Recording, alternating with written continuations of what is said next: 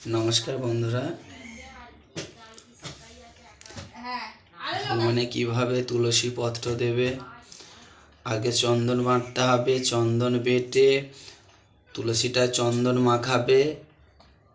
তুলসী পাতাটার উল্টো দিকটা ভগবানের চরণে দেবে, এইভাবে চরণে দেবে।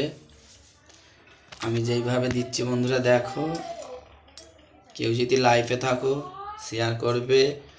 এইভাবে চন্দন মাখিয়ে তুলসী পত্র ভগবানকে দেবে।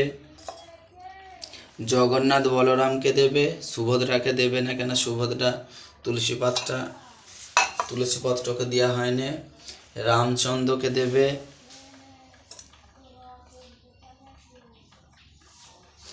এই যে পঞ্চতত্ত্ব আছে, পঞ্চতত্ত্বর দেওয়া হবে। দেখো বন্ধুরা, পঞ্চতত্ত্বকে কিভাবে তুলসী পত্র দেওয়া হচ্ছে। এইভাবে শিরটাকে দাঁড় করে দেবে।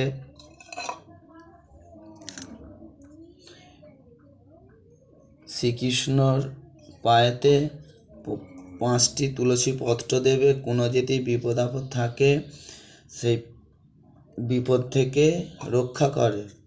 এই তুলসী পত্র 5টাকে 10 মিনিট পর নিয়ে যাদের সন্তান হয়নি, যেটি তুলসী পত্রটাকে যদি খেতে পারে তাদের সন্তান সভা হয়। এইভাবে 5টা করে তুলসী পত্র দেবে।